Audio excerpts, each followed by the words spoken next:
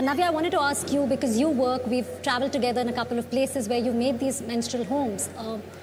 Why do you think it's still important? Of course, I would like to point out, while it's a taboo, the access to menstrual products in our country have gone up quite a bit, especially because there has been awareness. But Navya, tell us, why do you think it's important that there should be more awareness on it, and it shouldn't be a taboo? It's a very natural process. No, absolutely, and I think, like he mentioned, it's a sign of life. It's a sign of a moment in a woman's, as she grows older, is a point in her life where she's able to give birth. And I think that's not something that we should be ashamed of or shy away from. And I think menstruation, yes, has been a taboo for a long time, but there is progress.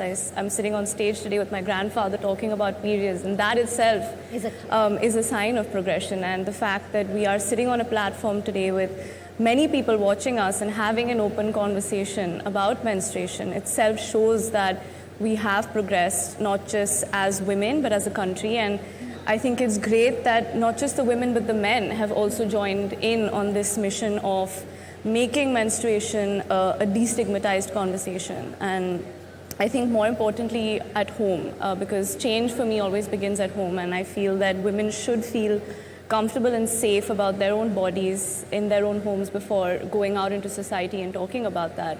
And I think I was fortunate enough to grow up in a home where I felt comfortable having these conversations. Navya, according to the Global Gender Gap Report 2022, India ranks 135 out of 146 countries. It's gone down. Gender inequality is still a major barrier. When we talk about health and development in India, we always see the women eat food later, so that's why, hence they are anemic or they are malnourished. As a gender equality activist also, which is the work you've been doing for a while, do you see the narrowing of the gender divide? Do you see that the youngsters, the girls of today are speaking up? Is that time changing? Absolutely. I think a lot of younger girls feel more confident about themselves and the role that they play in society. I've personally, through my interactions over the last 2 years, have met a lot of young girls who are more confident about their bodies, their minds. They're very ambitious, and I think that they're definitely motivated to make a difference and bridge the gap. But this is something I've always said, is that when it comes to empowering women and building the gap to gender equality, it's not just the responsibility of a woman, but equally the responsibility of men as equal parts of society to help bridge that gap. And as much as we'd love to see younger girls, I'd love to see younger boys as well take the initiative to bridge that gap. Actually, I'm amazed at the work you're doing. I mean, when you joined us last time, I was just, it's really, and you're sticking with it over years.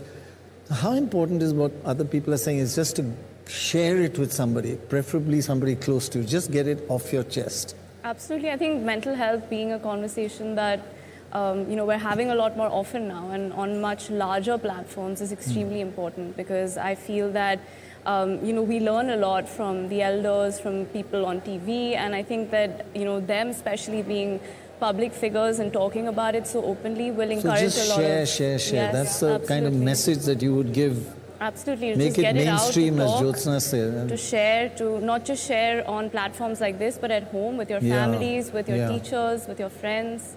Yeah.